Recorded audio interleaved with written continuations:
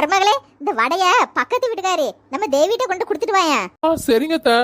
சின்ன பொண்ணு, முக்கியமா உனக்கு வேற இப்பதானே கல்யாணம் ஆயிருக்கு. அவ வேற உன்கிட்ட நோண்டி நோண்டி கேப்பா, உன் மாமியார் எப்படி புருஷன் எப்படின்னு.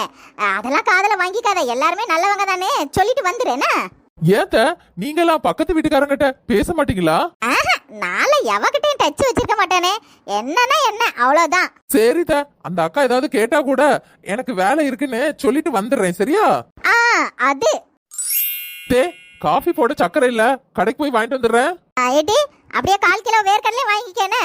கிழவி, கொலஸ்ட்ரால் அதிகமா இருக்கு, வேர்க்கடலையா? வாரேன் தே. கூட ஒரு வேலை சொல்லிடக்கூடாது, மூஞ்சி போற போக்கப்பாரு, என்ன அளவா தானே இருக்கு. என்னக்கா, வீட்ல எல்லா வேலையும் நீங்க தான் பாப்பீங்களா இல்ல உங்க மருமக பாப்பாளா? வா தேவி, அது வந்து ஏன்க்கா இப்படி தயங்கி தயங்கி பேசுறீங்க? நம்ம என்ன பக்கத்து வீட்டுக்காரங்க மாதிரியா பழகிருக்கோம்? கூட பறக்காத அக்கா தங்கச்சி மதனக்கா பழகிருக்கோம். சொல்லுங்க.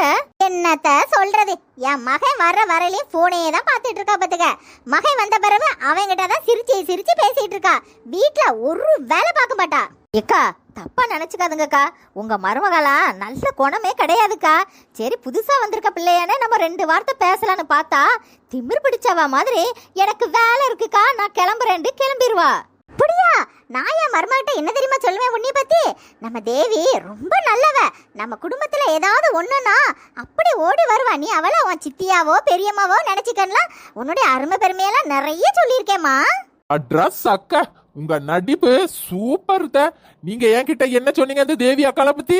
நம்ம குடும்பத்தை 4ஆ பிரிச்சிருவா, இவகிட்ட அதிகமா வச்சுக்காத, அவ நல்லவளே இல்லன்னு நீங்க சொல்லல. என்னக்கா, உங்க மருமக சொல்றதெல்லாம் உண்மையா? தேவி, அது வந்து. ஆனா அத்தை, இத்தனை வருஷமா பழகுன பக்கத்து வீட்டுக்காரியே நீங்க குறை சொல்லும் போது இப்ப வந்த மருமக என்ன சும்மா விடுவீங்களா?